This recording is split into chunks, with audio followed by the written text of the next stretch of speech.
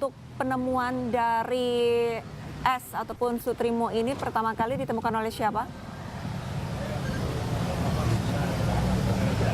Oke, baik Arista, untuk korban Sutrimo ini ditemukan oleh warga yang melihat adanya korban yang tergeletak di depan klinik Modern Estetik ini.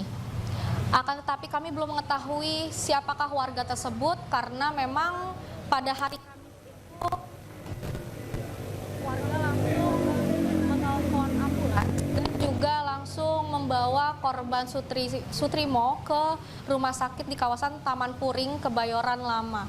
Hingga saat ini pada saat saya sampai di TKP, saya juga tidak menemukan lingkaran ataupun tempat yang dinyatakan bahwa Sutrimo meninggal di depan klinik ini. Karena biasanya pihak kepolisian setelah melakukan olah TKP akan menandakan berupa lingkaran atau tanda silang sebagai bentuk petunjuk bahwa korban meninggal ataupun tergeletak di tempat kejadian perkara. Akan tetapi pada saat saya sampai, saya tidak menemukan hal itu sehingga saya tidak dapat memastikan apakah memang Sutrimo meninggal di depan klinik ataupun di tangga. Karena kalau kita melihat foto yang beredar, itu Sutrimo berada di tangga dengan keadaan mulut dan hidung sudah berbusa dan diselimuti oleh kain berwarna biru pink seperti itu. Memang untuk saat ini tadi pada saat proses dibukanya pagar, pihak dari Pusat Laboratorium Forensik bersama Polres Metro Jakarta Selatan langsung mengambil beberapa barang bukti yang berada di pekarangan klinik ini seperti sampah-sampah, lalu juga ada beberapa bingkisan seperti itu, bingkisan makanan, dan karena mungkin dinilai sudah tidak ada barang bukti yang bisa diambil, akhirnya dari pihak petugas Polres Metro Jaya bersama dengan Puslafor masuk ke dalam klinik dan mengecek kembali apakah memang ada kegiatan khusus di dalam klinik yang membuat Sutrimo akhirnya berhenti di klinik ini dan juga ditemukan telah meninggal dunia.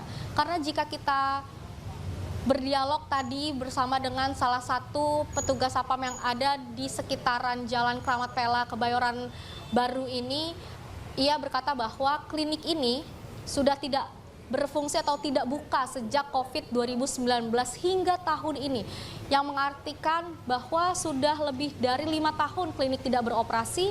Namun bagaimana bisa akhirnya Sutrimo ditemukan di klinik ini dan juga tergeletak di tangga dengan keadaan hidung dan juga mulut berbusa.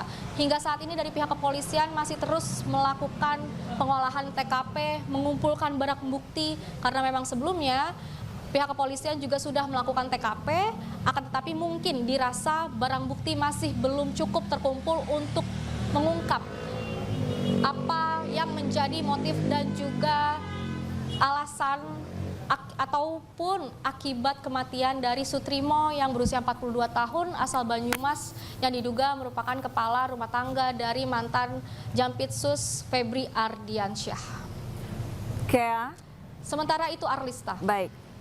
Kea, Anda tadi sampaikan bahwa untuk klinik sudah 5 tahun tidak beroperasi. Lantas adakah alasan kenapa Sutrimo berada di dalam ataupun di depan klinik tersebut? Apakah Sutrimo tinggal di klinik tersebut atau bagaimana? Kayak bisa Anda jelaskan?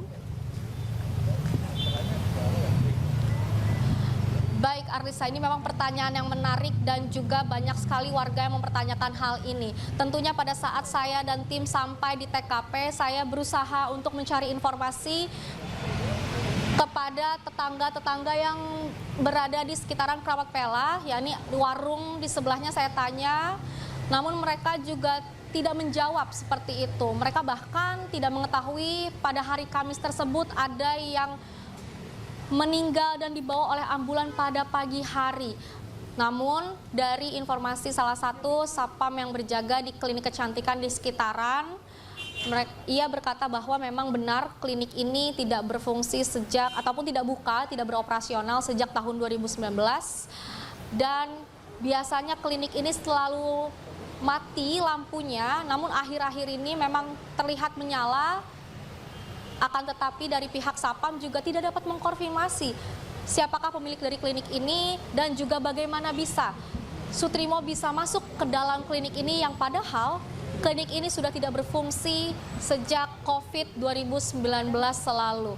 Dan itulah yang menjadi pertanyaan hingga saat ini kami juga belum dapat memastikan apa motif dan juga bagaimana bisa korban Sutrimo masuk ke dalam klinik yang sudah tutup sejak tahun 2019 dan ditemukan meninggal tergeletak di depan klinik Morden Estetik Klinik. Karena Arlista, informasi yang beredar, Sutrimo mengatakan bahwa ia sakit lambung pada 1 hari sebelumnya atau hari Rabu dan ia pergi ke klinik pada hari Kamis. Namun jika memang dia pergi ke klinik, ini merupakan klinik kecantikan, bukan klinik kesehatan. Sehingga ini merupakan hal yang membingungkan karena mengapa Sutrimo pergi ke klinik kecantikan bukanlah ke klinik kesehatan dan langsung ditemukan pingsan lalu meninggal dunia dengan keadaan mulut serta hidung berbusa warna putih.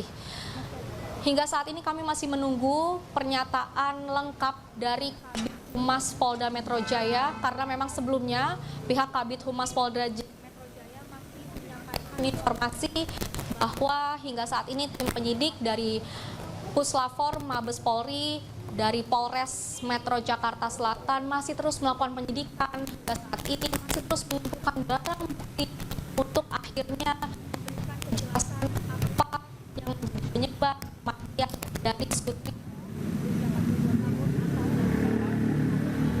Baik, sepertinya ada kendala komunikasi dari rekan Kia Della Rosa di lokasi, tepatnya di klinik Morgan di kawasan Keramat Pela, Jakarta.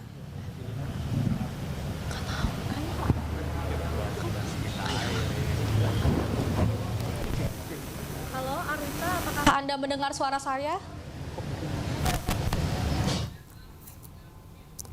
Pemirsa, pihak kepolisian buka suara terkait penemuan jenazah orang dekat ex-Jampitsus Febri Adriansyah. Polisi menyebut mengetahui informasi terkait peristiwa ini dari media sosial. Polisi pun tak menutup kemungkinan untuk melakukan ekshumasi bila hasil penyelidikan kematian korban dinyatakan tidak wajar. Kita menyampaikan bela sungkawa atas meninggalnya saudara S. Nah, Polda Metro Jaya itu mendapatkan informasi ini dari teman-teman media, dari informasi media online, adapun media sosial termasuk media TV yang menyampaikan adanya dugaan ataupun berita meninggalnya seseorang yang dianggap tidak wajar. Nah, Polda Metro Jaya pasti akan mendalami informasi sekecil apapun, apalagi terkait tentang hilangnya nyawa seseorang. Apakah itu wajar atau tidak wajar? Ini masih didalami. Pasti nanti kami akan sampaikan kepada teman-teman sekalian update terkini. Tapi yang paling utama adalah kami berterima kasih ada informasi ini berawal dari teman-teman media ataupun penggiat-penggiat media sosial. Sekecil apapun informasi pasti akan didalami oleh Polda Metro Jaya. Dan ini pasti harus ada profesionalitas, kehati-hatian, kita tetap menjunjung azas praduga tak bersalah. Pak, dari olah TKP yang ditemukan apa aja, Pak? Masih didalami, makanya nanti kita melihat, karena selama ini beberapa waktu dari hari kemarin kita mendapatkan postingan-postingan foto, dokumen. Ini kan harus ada pendalaman. Kita juga memberi ruang kepada keluarga korban yang masih dalam kondisi berduka.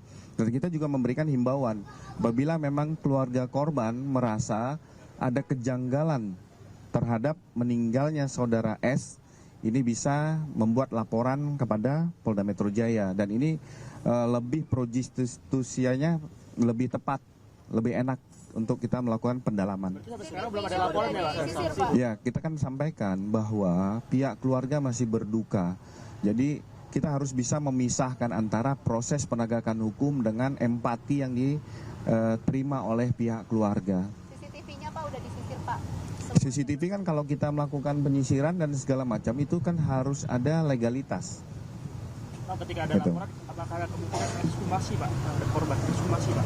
Ya, makanya ekshumasi itu dilakukan nanti apabila untuk menentukan kita mencari tahu akibat kematian seseorang. Nah, ini kan ada tahapan-tahapan. Kami akan menyampaikan pada teman-teman tahapan awal. Tadi ditanyakan, kita terima kasih ada informasi ini, tetapi ada tahapan selanjutnya. Nanti kami akan update kepada teman-teman. Itu ya? Ya belum, kan kita masih mendalami itu. Tapi kalau ekshumasi itu perlu persetujuan keluarga atau tidak? Kita melihat memang ada di dalam KUHP itu menentukan bahwa seizin keluarga ataupun tidak diberi izin apabila kematian tersebut dianggap wajar atau tidak wajar. Maka tahapannya nanti itu udah tahap akhir, nanti akan dilakukan ekshumasi.